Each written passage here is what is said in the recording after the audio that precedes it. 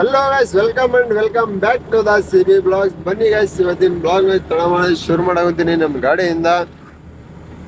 ಏನಪ್ಪಾ ಅಂದ್ರೆ ನಿನ್ನೆ ರಾತ್ರಿ ಎಲ್ಲ ಲೋಡ್ ಮಾಡಿದ್ವಲ್ಲ, ಲೋಡ್ನ ಹಾಕೊಂಡು ನಾನು ಅನ್ಲೋಡ್ ಮಾಡೋಕ್ಕಂತ ಹೋಗ್ತಾ ಇದ್ದೀನಿ. ಟೈಮ್ ಬಂದ್ಬಿಟ್ಟು 7 ಗಂಟೆ ಆಗಿದೆ. ಬನ್ನಿ ಸೀದಾ ಹೋಗೋಣ ಅನ್ಲೋಡ್ ಪಾಯಿಂಟಿನ ಹತ್ರ.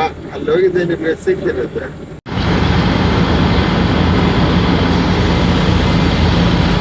ಮನೇಲಿ ಸ್ಪಾಟಿಗೆ ಬಂದು ಗಾಡಿಯಲ್ಲಿ ಅನ್ಲೋಡ್ ಮಾಡೋಕಂತೀನಿ. ಅನ್ಲೋಡ್ ಮಾಡಕ್ ಬಿಟ್ಟಿದ್ದೀನಿ ಇವಾಗ. A few moments later. ಅಲ್ಲಿ ಇವಾಗ ತಾನೇ ಅಲ್ಲಿ ಅನ್ಲೋಡ್ ಮಾಡ್ಕೊಂಡ್ ಬಂದೆ. ಗಾಡಿ ಎಲ್ಲ ಖಾಲಿ ಆಯ್ತು.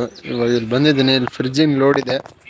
ಇಲ್ಲೊಂದು 4 ಫ್ರಿಜ್ ಇದಾವೆ. ಆ ಫ್ರಿಜ್ಗಳೆಲ್ಲ ಹಾಕೊಂಡು ಇಲ್ಲಿಂದ ಗಾಡಿ ಹತ್ತಿಂದ ಸ್ವಲ್ಪ ಸಿಟಿ ಒಳಗೆ ಹೋಗಿ ಅಲ್ಲೆಲ್ಲ ಸ್ವಲ್ಪ ಮಾಲ್ ತುಂಬ್ಕೊಂಡು ಇವಾಗ ಇಲ್ಲಿಂದ ಹೊರಡೋದೆ. ಬನ್ನಿ ಗೈಸ್, ಮುಂದೆ ಹೋಗಿ ಸಿಗ್ತೀನಿ ನಿಮಗೆ.